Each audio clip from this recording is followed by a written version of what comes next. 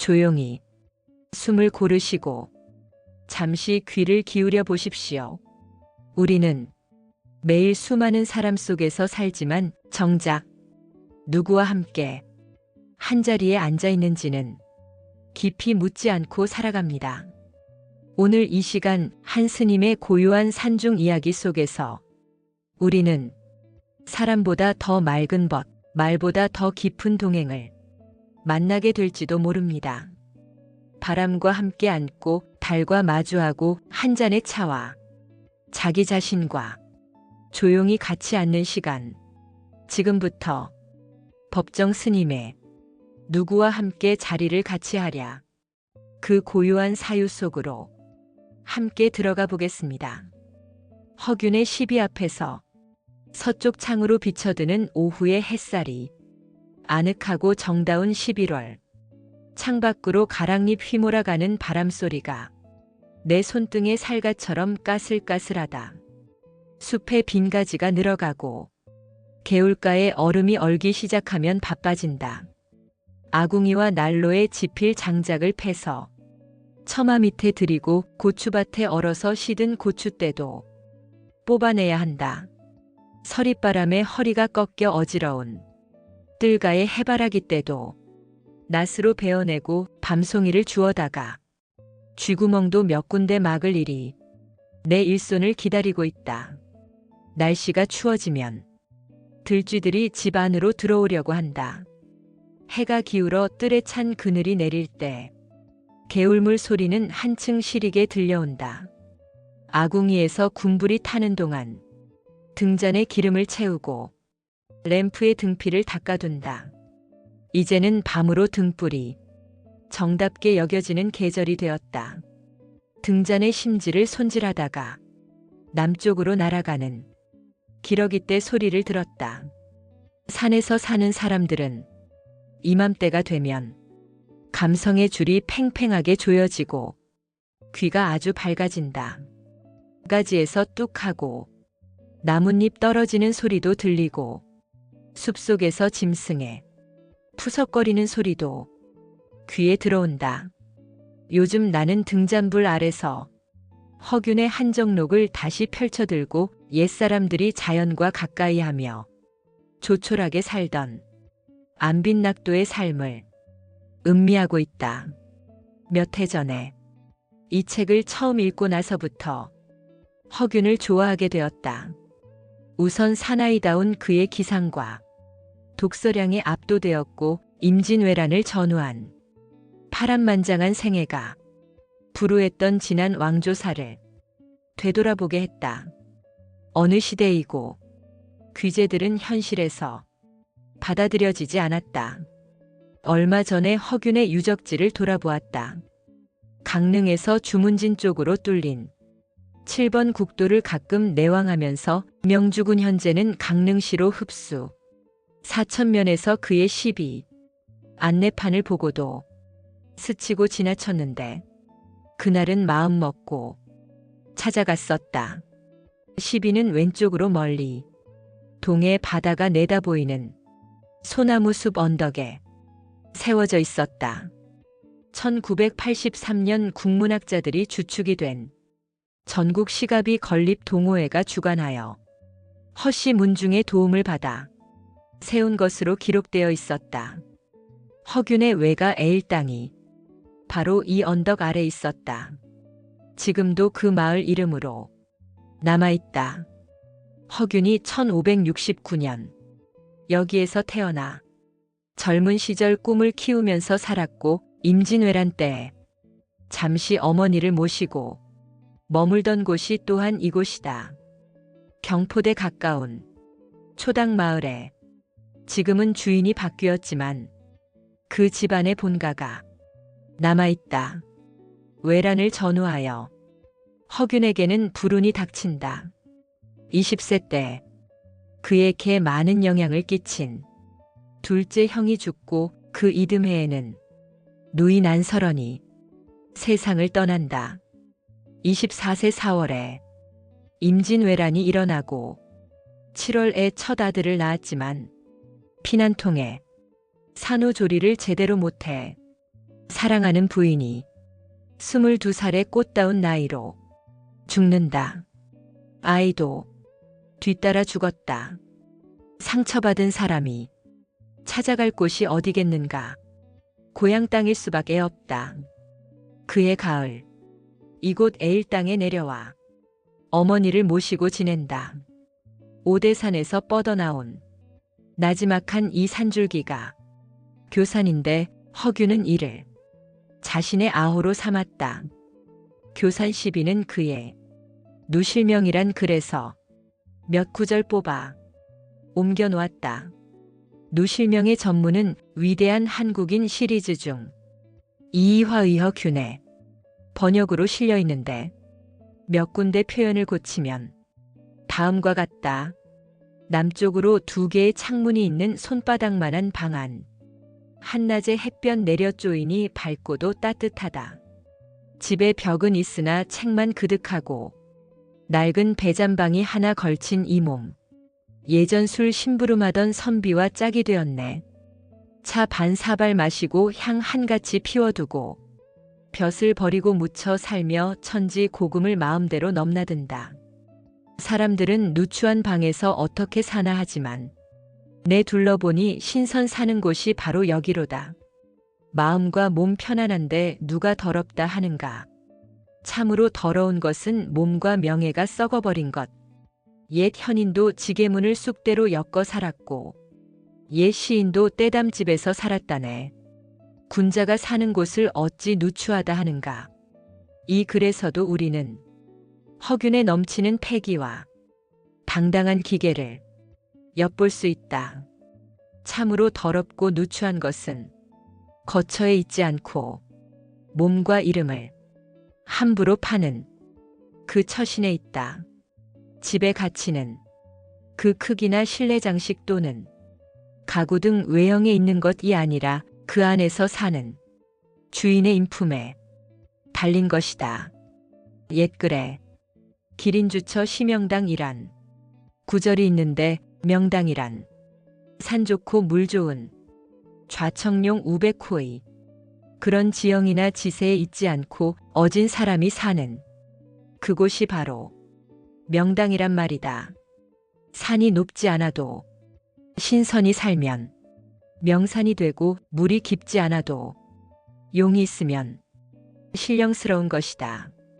옛사람들은 특히 안으로 여문 사람들은 자신이 몸담아 사는 주거 공간에 대해서 별로 마음을 쓰지 않았다.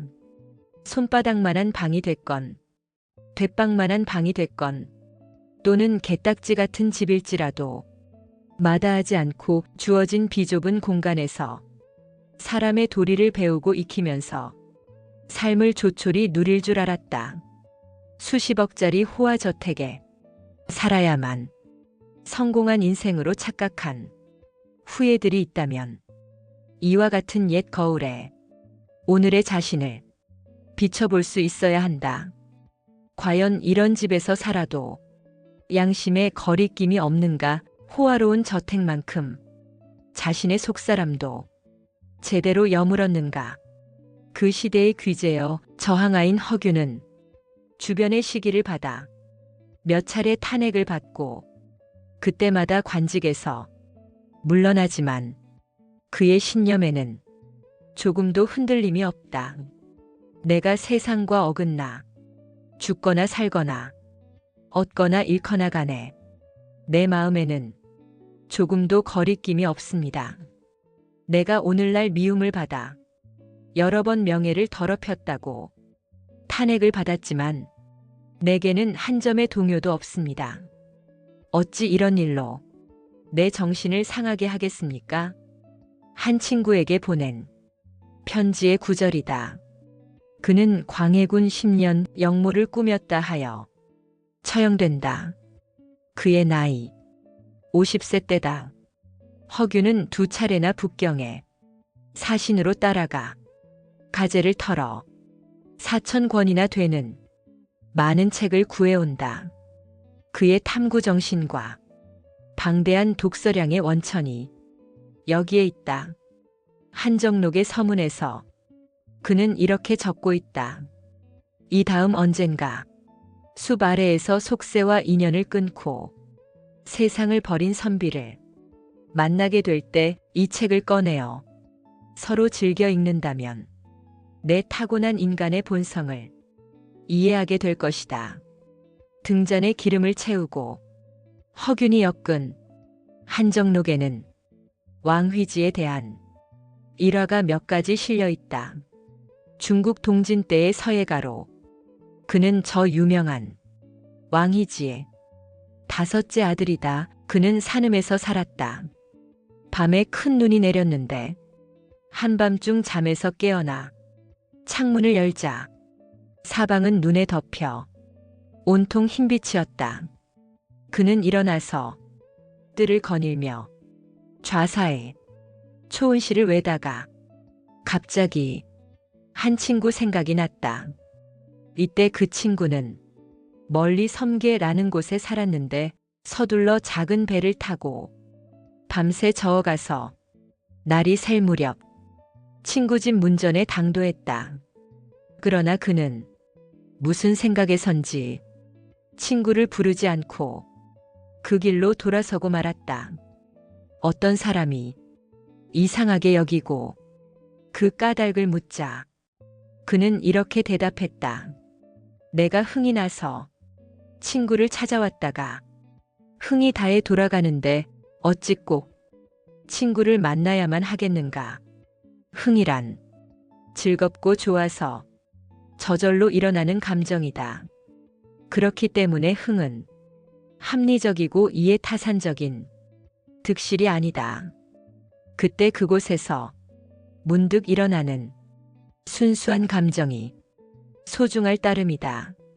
매사를 합리적으로만 생각하고 손익계산을 따지는 요즘 사람들은 눈이 내리는 날 밤을 새워 친구를 찾아 나선 그 흥겨운 기분과 마음을 삶의 향기로운 운치로 받아들일 수 있을까?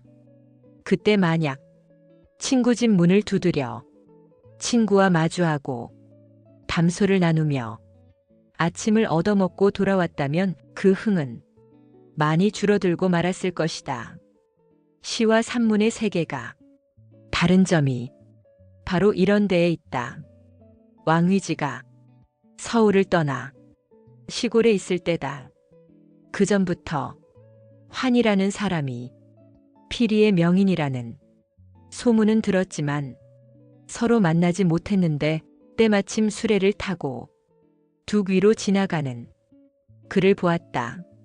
왕휘지는 이때 배를 타고 가던 중인데 동료 중에 그를 아는 이가 있어 환이라고 알려주었다. 그는 사람을 시켜 서로 알고 지내기를 바라면서 피리 소리를 한번 들려줄 수 없느냐고 청했다. 피리의 명인인 환희는 평소 왕휘지의 인품을 익히 들어 알고 있었다. 그는 즉시 수레에서 내려 의자에 걸터 앉아 세곡조를 불었다. 그리고 나서 급히 수레에 올라 떠나갔다.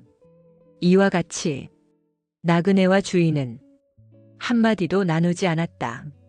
피리 소리를 듣고 싶어하는 이에게 피리를 들려주고 듣고 싶었던 소리를 듣는 것으로써 두 사람 사이의 교감은 충분히 이루어질 수 있었다. 피리를 불고 나서 번거롭게 수인사를 나누지 않고 그대로 떠나간 환희의 산뜻한 거동이 피리의 여운처럼 우리 가슴에까지 울려온다. 전통적인 우리네 옛 서화에서는 흔히 여백의 미를 들고 있다. 이 여백의 미는 비록 서화에서만이 아니라 사람과 사람끼리 어울리는 인간관계에도 해당될 것이다. 무엇이든지 넘치도록 가득가득 채워야만 직성이 풀리는 사람들에게는 이런 여백의 미가 성에 차지 않을 것이다. 그러나 한 걸음 물러나 두루 헤아려 보라. 좀 모자라고 아쉬운 이런 여백이 있기 때문에 우리의 삶에 숨통이 트일 수 있지 않겠는가. 친구를 만나더라도 종일 치대고 나면 만남의 신선한 기분은 어디론지 새어나가고 서로에게 피곤과 시들함만 남게 될 것이다. 전화를 붙들고 있는 시간이 길면 길수록 우정의 밀도가 소멸된다는 사실도 기억해 두어야 한다. 바쁜 상대방을 붙들고 미주알 고주알 아까운 시간과 기운을 부질없이 탕진하고 있다면 그것은 이웃에게 피해를 입히게 되고 자신의 삶을 무가치하게 낭비하고 있는 것이다.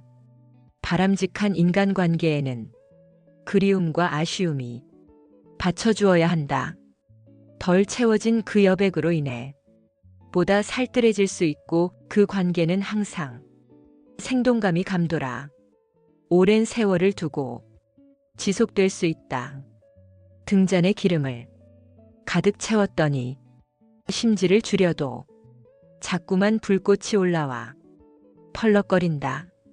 가득 찬 것은 덜 찬 것만 못하다는 교훈을 눈앞에서 배우고 있다. 눈고장에서 또 한 번의 겨울을 나다. 언젠가 아는 분이 내게 불쑥 물었다. 스님은 강원도 그 산골에서 혼자서 무슨 재미로 사세요? 나는 그때 아무 생각 없이 이렇게 대꾸했다. 시냇물 길어다 차 다려 마시는 재미로 살지요.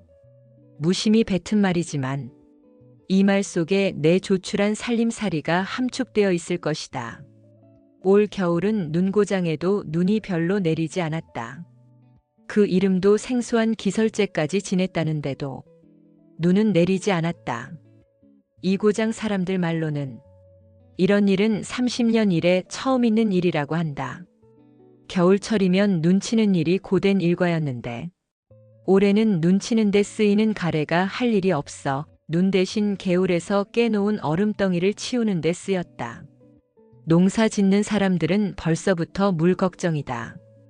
눈고장에서는 겨우내 쌓인 눈이 땅속으로 녹아들어 가뭄을 모르는데 올 겨울은 눈이 내리지 않았기 때문에 농업용수가 달릴 걸 염려해서다. 우리들이 자초한 전지구적인 기상이변을 이 산중에서도 실감할 수 있다. 그래도 얼음장 밑으로 맑은 물은 흐른다. 깊은 산중이라 밤낮을 가리지 않고 끊임없이 흘러도 물은 별로 줄지 않는다. 이 물이 아니면 이 산중에서 살지 못할 걸 생각하니 흐르는 물에 고마움을 드리지 않을 수 없다. 지금은 보기 드물어졌지만 옛 절의 부엌문에는 용과 호랑이의 그림이나 글씨가 붙어 있었다. 물과 땔감을 공급하고 주재하는 일종의 수호신이다. 흘러가는 물이지만 물을 함부로 쓰면 용이 화를 내고 산골의 지천으로 널려있는 땔감나도 해프게 쓰면 호랑이가 노한다고 믿었다. 이 땅 위에 있는 자연의 소산을 그만큼 신성시하고 아낄 줄 알았던 우리 동양인의 심성이었다. 우리가 처음 절에 들어왔던 시절만 하더라도 절에서는 시주물건에 대해 타이르는 말이 가장 많았다. 시주의 은혜를 많이 지면 내 생에 그 집 소가 되어 힘든 일로 갚아야 한다는 말을 노스님들로부터 수없이 들었다. 지금 돌이켜보면 그저 겁주려고 한 말이 아니라 그 안에는 털끝만큼도 어김이 없는 무서운 인과의 도리가 들어있다. 새로 세운 절에서 기회 있을 때마다 가난한 절을 내세우는 것도 될 수 있는 한 시은 시주의 은혜를 적게 지고 살자는 뜻에서다. 수행자에게 풍요로운 물질과 편리한 시설이 두려워해야 할 함정이기 때문이다. 풋중 시절에 구참 스님들에게서 들은 이야기인데 사중 소임을 보는 스님들 방에는 반드시 상아로 된 등잔이 있었다.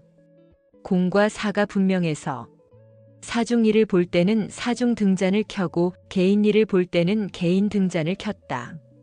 그런데 등잔의 위치를 사중 등잔은 하단에 놓고 개인 등잔은 상단에 놓는 것이 상례였다. 왜냐하면 기름을 붓다가 한 방울이라도 흘리면 사중 등잔에 들어가게 하기 위해서라는 것이다. 이 말을 처음 들었을 때는 기름 몇 방울을 가지고 째째하게 뭐 그렇게까지 해야 할까 싶어 귓등으로 흘리고 말았다. 하지만 이것으로 등잔뿐 아니라 매사의 공과 사가 분명했고 개인의 사물보다는 공유물을 끔찍하게 여겼던 그 정신을 알 수 있다.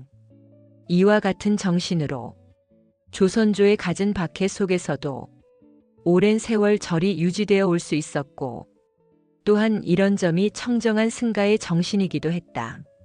청정한 승가 정신이 결여된 사람들이 운영하는 절은 절살림이 제대로 될 리가 없다.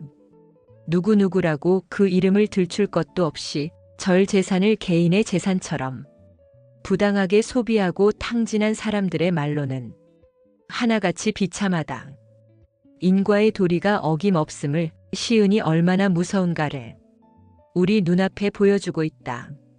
40여 년 전 해인사 학인 시절에 내가 몸소 겪은 일이다. 그 무렵에는 산중절 어디를 막론하고 전기가 들어오기 전이라 큰 방, 작은 방 할 것 없이 기름 등잔을 켰다. 해가 기울기 전에 램프에 등피를 닫고 석유를 채우는 것이 해질녘 일과의 하나였다. 설 무렵에는 일과를 한 사흘 쉬기 때문에 낮에는 대개 산에 오르고 밤에는 4대씩 뒷방에 모여 윷놀이나 성불도 놀이를 하면서 왁자지껄했다. 내가 거처하는 방에서도 학인들이 와서 윷놀이를 하고 놀았다. 그때 해인사는 청담 스님이 주지인데 종단 일을 겸임하고 있어 현장에 없는 이름뿐인 부재주지이고 실질적인 절 운영은 총무인 문성 스님이 맡아 했었다. 문성 스님은 성실한 구참 스님으로 그때 고성 옥천사주지로 있었는데 청담 스님의 간청으로 해인사에 와 계셨다. 어느 날 아침 공양 끝에 나보고 할 말이 있으니 자기 방에 좀 와달라고 했다. 무슨 일인가 싶어 총무 스님 방으로 갔더니 그만 소임을 내놓고 가겠다고 했다. 그러면서 이런 말을 했다. 스님까지 그럴 줄은 몰랐소. 시주가 이 산중에 기름을 올려보낼 때는 그 등불 아래서 부지런히 정진해서 중생을 교화해달라는 간절한 소원에서일 것이요. 그런데 그 시주의 등불 아래서 윷판을 버리다니 말이 됩니까? 나는 그때 이 말을 듣고 정신이 번쩍 들었다. 즉석에서 그 스님 앞에 참회를 드렸다. 40여 년이 지난 지금까지도 그때 일이 어제 일처럼 생생하게 기억되고 있다. 나처럼 잘 잊어버리는 사람이 그때 그 스님 이름과 얼굴 모습을 고스란히 간직하고 있는 것도 그날 들은 시은에 대한 경책의 말씀이 내 안에 깊이 새겨져 있기 때문일 것이다. 시은을 두려워할 줄 알아야 한다. 시주는 그가 베푸는 시물로 인해 복을 짓게 되지만 그걸 받아 쓰는 쪽에서는 그만큼 시은의 무게를 져야 한다. 세상에 공 것은 어디에도 없다. 모두가 스스로 뿌려 스스로 거둘 뿐이다. 화계동에서 해차를 맛보다. 내가 기대고 있는 이 산골은 1년 4계절 중에서 봄철이 가장 메마르고 삭막하다. 2월에서 5월에 이르기까지 산골짜기에 내려 꽂히면서 회오리를 일으키는 영동 산간지방 특유의 바람 때문에 부드러운 봄 기운을 느낄 수가 없다. 이 고장 사람들의 무표정하고 건조한 때로는 무지막지한 인심이 이런 바람에 연유한 것은 아닐까 하는 생각이 들기도 한다. 주로 남녘에서 살아온 나는 해안선을 따라 올라오는 바닷바람에 섞인 봄 기운과 산자락을 굽이굽이 휘감고 불어오는 부드러운 바람에 익숙하다.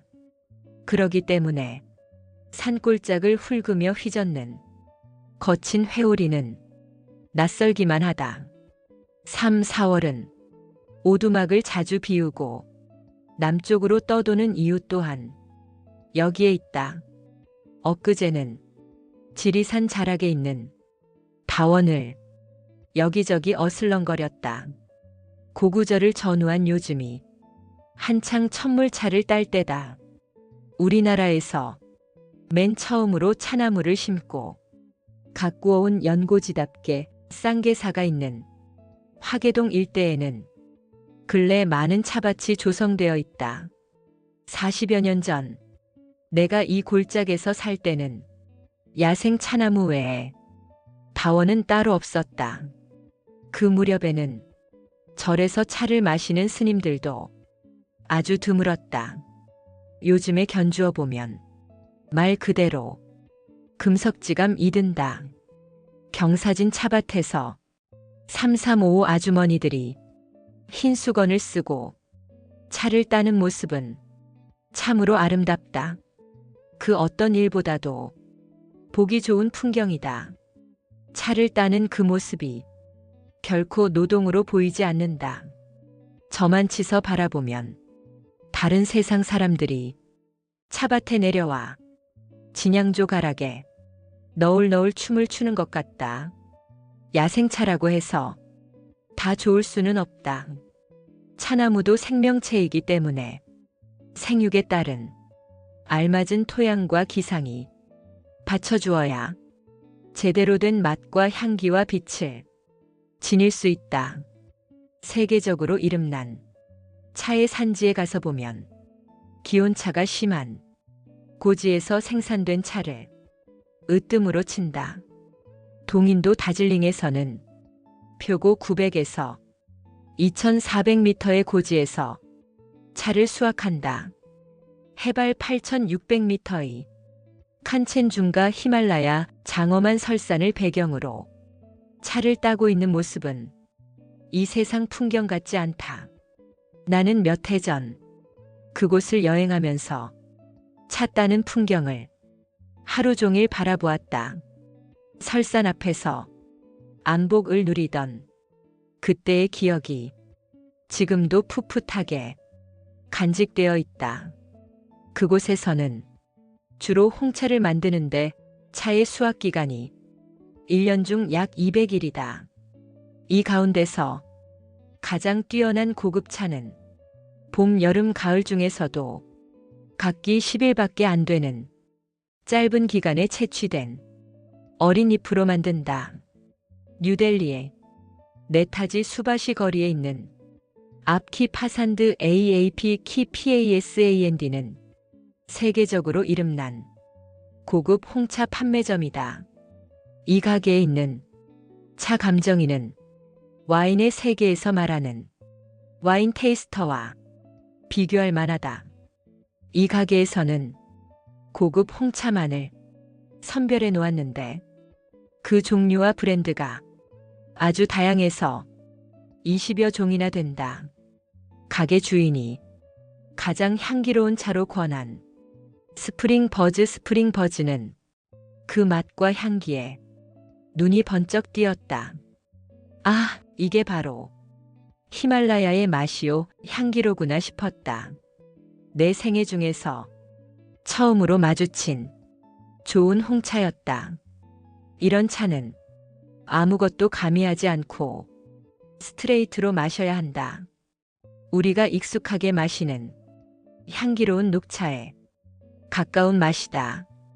뉴델리에 가면 이 가게만은 꼭 다시 들르고 싶은 그런 찻집이다. 누구와 함께 자리를 같이 하랴. 굴뚝에서 나오는 연기가 낮게 깔리는 걸 보고 점심 공양 끝에 서둘러 비설거지를 했다. 오두막 둘레에 무성한 가시덤불과 잡목을 작년 가을에 쳐놓았는데 지난 봄에 단을 묶어 말려둔 것을 나뭇간으로 옮기는 일이다. 미적미적 미루다가 몇 차례 비를 맞힐 때마다 게으름을 뉘우치곤 했었다. 내 팔과 다리가 수고해준 덕에 말끔히 일을 마쳤다. 초겨울까지는 뗄만한 분량이다.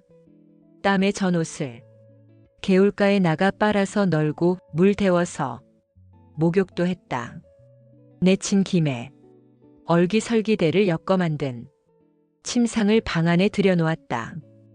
여름철에는 방바닥보다는 침상에서 자는 잠이 쾌적하다. 침상은 폭 70cm, 길이 180cm, 높이 30cm로 내 한 몸을 겨우 받아들일 만한 크기다. 뒤척일 때마다 침상 다리가 흔들거리는 것이 마치 요람처럼 느껴져 기분이 좋다. 일을 마쳤으니 한숨 쉬기로 했다. 내가 살 만큼 살다가 숨이 멎어 굳어지면 이 침상째로 옮겨다가 화장을 하면 좋겠다는 생각을 했다. 물론 아무도 없는 데서 제발 조용히 벗어버린 껍데기를 지체 없이 없애주었으면 좋겠다. 잠결에 쏴하고 앞산에 비 몰아오는 소리를 듣고 일어났다. 이제는 나뭇간에다 뗄나무도 들이고 빨래줄에서 옷도 거두어 드렸으니 비를 뿌리려거든. 비를 뿌리소서. 한동안 가물어 채소밭에 물을 길어다 뿌려주곤 했는데 비가 내리니 채소들이 좋아하며 생기를 되찾겠다. 자연은 순리대로 움직인다. 사람들이 분수에 넘치는 짓만 하지 않으면 그 순리를 거스르지만 않는다면 사람이 살아가는 데에 소용되는 모든 것을 대준다. 이런 자연에 감사할 줄 알아야 한다. 한 선비가 깊은 산속 골짜기에 사는데 임금이 불러 소원이 무엇이냐고 그에게 물었다. 그는 이렇게 대답했다. 내가 바라는 것은 무성한 소나무와 맑은 샘이 산중에서 사라지지 않는 것입니다. 무성한 소나무와 맑은 샘이 솟아나는 동안 그의 산중 생활은 조금도 모자람이 없다는 말이다. 전에 듣기만 해도 가슴이 서늘해진다. 그 선비의 삶 자체가 청청한 소나무와 맑은 샘처럼 여겨진다. 강과 산과 바람과 달은 따로 주인이 있는 것이 아니다.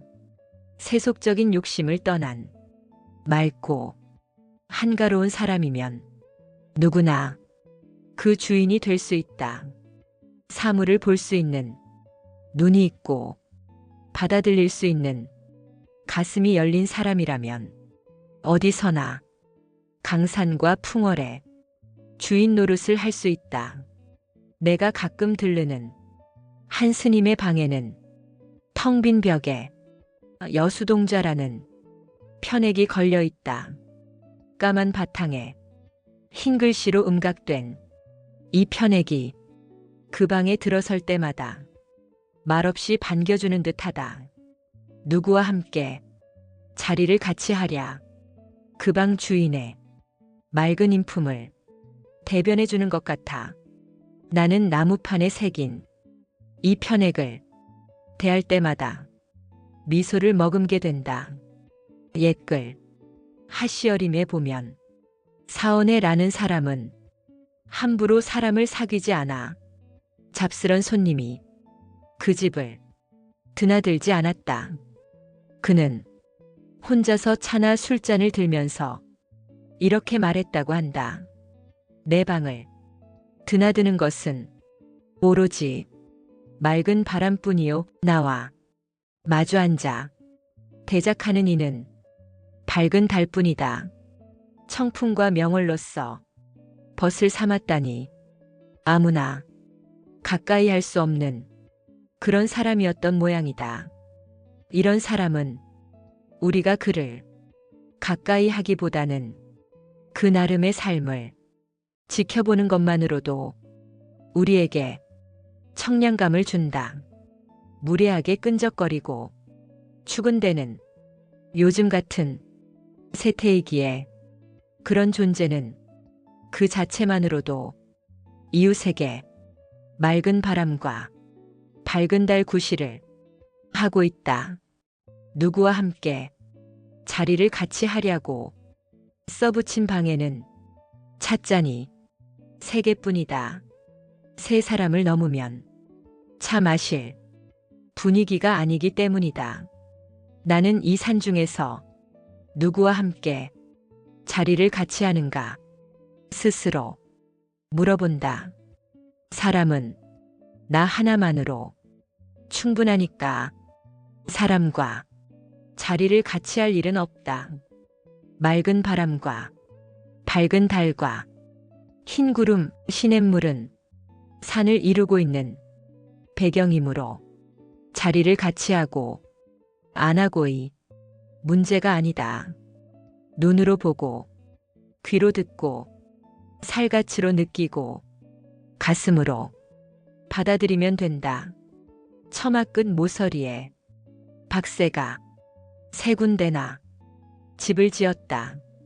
2군데서는 새끼를 쳐서 이미 떠나갔고 한 군데서는 아직 알을 품고 있다.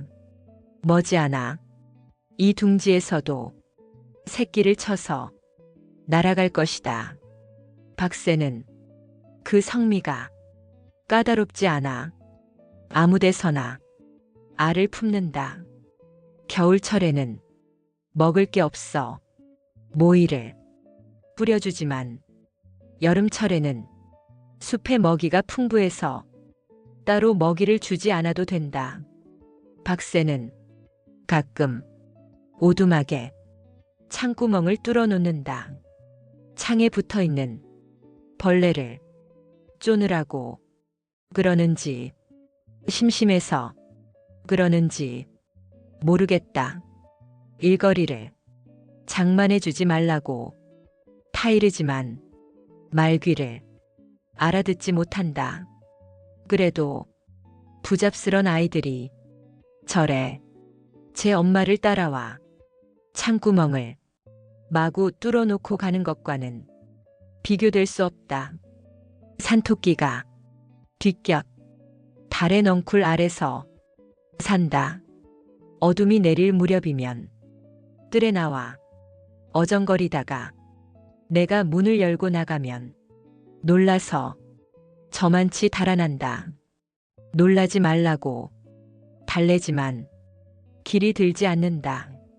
그러면서도 빵 부스러기나 과일 껍데기를 놓아두면 깨끗이 먹고 간다.